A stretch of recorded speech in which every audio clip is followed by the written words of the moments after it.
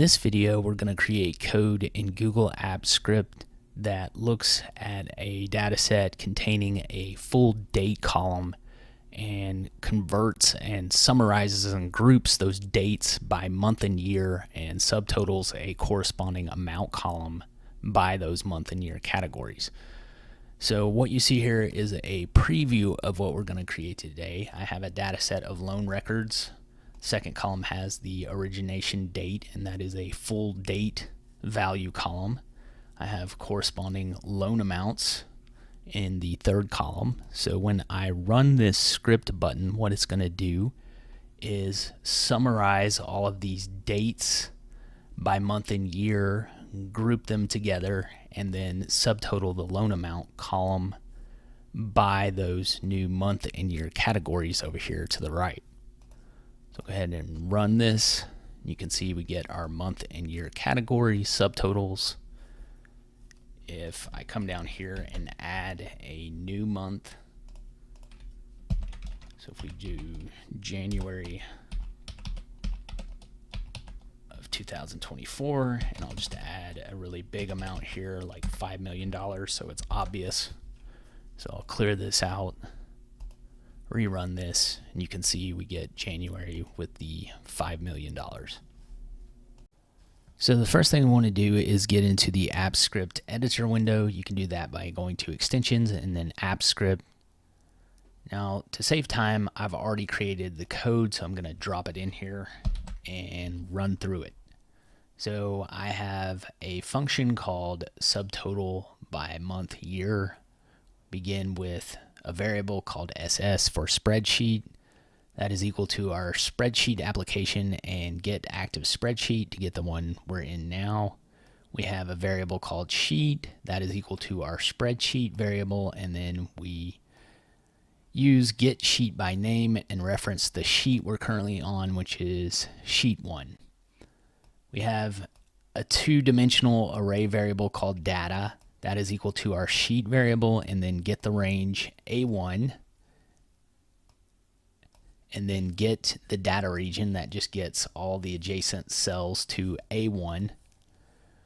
From there, we're going to offset 0 rows and 1 column because we really don't need this first column. We just want to get these 2 columns here. So that captures the second and third columns in that array on our sheet, and then gets the values from those 2 columns and stores it in this data array variable. We then have this second array variable called new data, and right now it's an empty array. To create an empty array, we simply list a set of brackets. So in this next section of code, we're going to use a for loop to fill this empty array with all of the values in our data array variable, but convert the values in that first column from full dates to just the month and year. So we have a for loop, and that just repeats a series of actions. The actions we want to repeat are inside these brackets here, and we define a begin point for our loop, which is a counter variable called I, and that represents the rows in our data array variable. We start on row 1. The first row is actually row 0, but those are the headers. We don't want to include that, so that's why we start on row 1.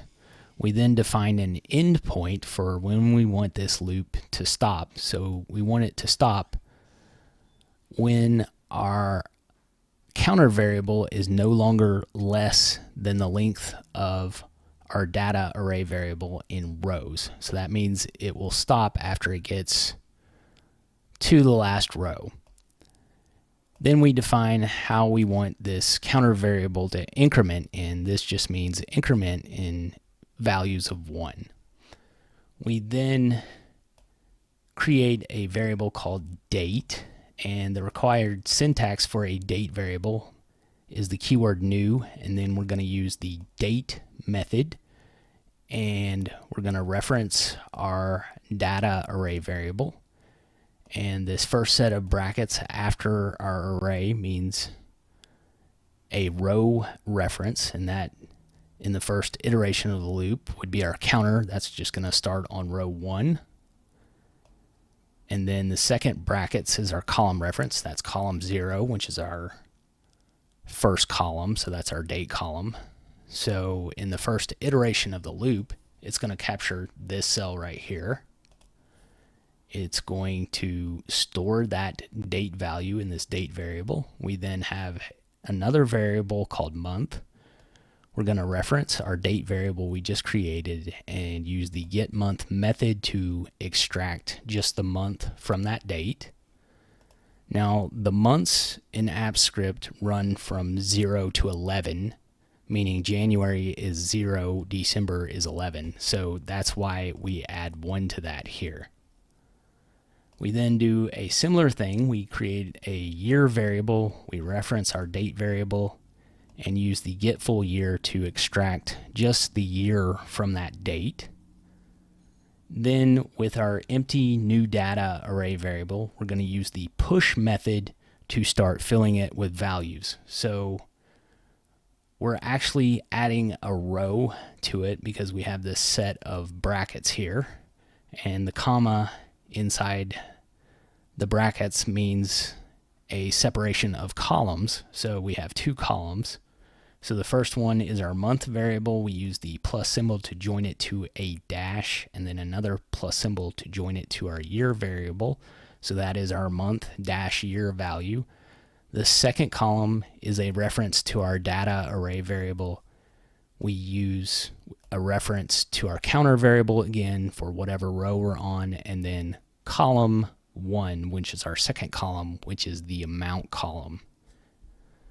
So that, as our loop runs, just fills this new data array with all of our months dash year values and the corresponding amounts.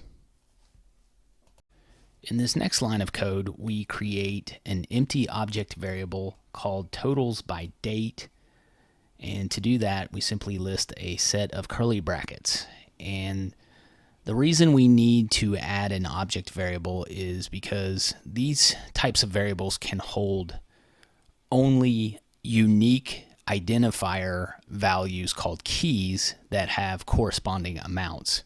And that's what we're going to do here. We're going to take all of the month and year duplicate values that exist in this new data array variable and push them into our object variable, essentially making them just unique values, and then eventually we'll subtotal the corresponding amounts. So that's what we're doing down here in this for loop. We have a counter variable called j. It begins on row 0 because we don't have headers in this new data array variable. We want it to run so long as our counter variable is less than the length of our new data variable in rows. We want to increment in counts of 1. We're going to create a variable called month and year, and this is going to be the key of our object variable, the values here. So this is going to be equal to whatever row we're on in our new data array variable and the first column, which is the month and year column. Then we have a variable called amount that is the corresponding amount to each of these keys, and that is equal to whatever row we're on the second column, which is the amount column. Next, we come down here, we have an if condition. We are testing something. We are referencing our object variable, and then in brackets, we are referencing our key variable. So the exclamation point in front means not, so we're essentially asking, is this object key not defined, or does it not exist, which is true at this point. So that will take us to the action we want to do, which is define this object key. So we reference our object variable, reference our key variable in brackets, and set the corresponding amount for this key equal to 0. And the reason we need to do that will be evident in this next line of code. So we have our now existing object key, and we're doing a plus equals and adding the corresponding amount. And not only adding it, but we're adding to the previously existing value. If we hadn't set this equal to 0, it would be undefined, and you can't add a corresponding value to an undefined value. It will cause an error and the code to stop. So that's why we have to set this to 0 to enable it to add to any subsequent amounts as it goes through the loop. So as the loop goes on, it will look at the previous value assigned to this key and add future corresponding amounts until it's gone all the way through the loop. And then we have our unique keys and subtotals for all of the corresponding amounts to those keys. So moving on, we have a variable called headers, and this is just going to be the headers that we include with the final results of the array that we write back to the sheet. So we have a two-dimensional array of 1 row by 2 columns, so one for our month and year and one for our total amounts. We then create a variable called new array. It's an empty array right now. And then we have a for loop, and this time we're going to do a for each month and year key value in our totals by date object variable, because we want to go loop through all of these keys. And what we're going to do is, with our new array variable, push our month key values and our corresponding amounts to those keys into this new array. So we simply just list our month year variable to get the key value, and then to get the corresponding amount to that key, we're going to list our object variable and then the key value in brackets, and that will return the amount. And this is 1 row being pushed in at a time, separated by a comma, so we have 2 columns, our key and our amount. We then have a variable called result that is going to be equal to our headers array variable, and then we're going to use the concat method to join that to our new array variable, so we get this final result array with headers and the months and years with their values. In this last section, we have a variable called myRange that is equal to our sheet variable, and then get the range columns E and F on our sheet, because that's where we're going to write our results to. With that same myRange, we're going to clear the content of that area to just clear out any previous data that was there before. Then with our sheet variable, we're going to get the range, row 1, column 5, which is column E. How many rows we want to go down is going to be equal to our result array variable and the length of that in rows. And how many columns we want to go across is going to be equal to our result array variable, the first row, the length of that, because the length of a row is how many columns it has. We're then going to set the values of that range to the values stored in our result array variable, and then from there we're going to offset 1 row, because the next thing we're going to do is sort the data, and we want to offset 1 row because we don't want to include the headers in that sort. Otherwise the headers would be at the bottom of the data. Finally, on our sheet variable in column F, where our values, our amount values are going to be, we're going to set the number format to an accounting style format. So if you just wrote this, at this point you would have to hit save and then run, and you're going to be prompted to authorize the script, which is a one-time thing, so just follow the prompts to do that. I've already done that, so I'm going to click run, and what we should see here are columns E and F get populated with our results. And there it is. So finally, if you want to link this script to a button on your sheet, that's actually the easiest part in all of this. All we really need to do is go up to Insert and then Drawing. Can select shapes, and any one of these shapes, just select the rectangle.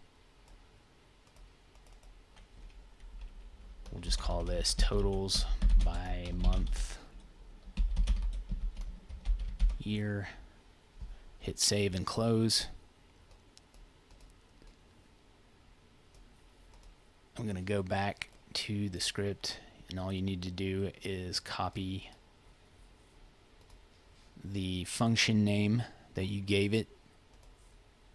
Come to these three dots here, select assign script, paste it in here, click OK. Now, if your screen has been idle for a little while, you may have to refresh the page. So I don't know, we'll see if it works or not.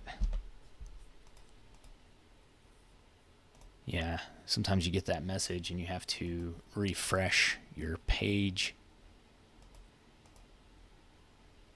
There it is. Well, that is all for now. Till next time.